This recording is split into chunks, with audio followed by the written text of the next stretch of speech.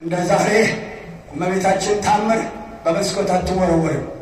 ዲያቆኑ እንደ ታቦት ተሸክሞ ቃጭል እየተመታ ሰራዩ ካህን ማጠንቱን ይዞ እዛም ይጠብቀው ይቀበለዋል።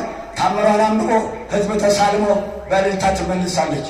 አራተኛው ታቦት ሲዞር ማህሌቱ ላይ በዝማሜ ብቻ ከበሮው እነሆ ደመቅ ሲል እልል ይላሉ። ከዛ ቀጥሎ ስለት የደረሰው ሲሰማለት ብቻ ነው። ሌላ እልልታ የለም። ለመሆኑ አሁን እልል የምንልበት ሰዓት ነው። ለማንኛውም እልልታችን አይሰድብን መድኃኒዓለም ክርስቶስ። እነሆ መርከብ ሶስት ክፍል ሥላሴ ምሳሌ፣ መርከብ እመቤታችን ምሳሌ፣ ንጽሐ ሥጋ፣ ንጽሐ ነፍስ፣ ንጽሐ ልቦና አስተባብራ የተገኘች በንጽሐ ሥጋ መድኃኒዓለም ክርስቶስ አድሮባታል። በንጽሐ ልቦና መንፈስ ቅዱስ አድሮባታል።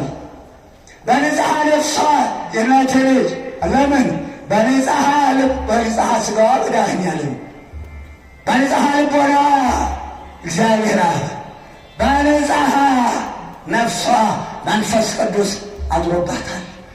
እንደ ማደሪያው እንደ ማሳያው ነው።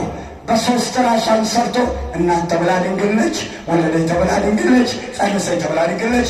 መርከቧ እመቤታችን ምሳሌ። እንዲህ አድርጋችሁ ስሩ አለ ሙሴ። እንዲህ አድርጎ ሰራ። በመጨረሻም ፊትን አሳየ ብሎት ነበር። ደብረ ታቦር ጠርቶ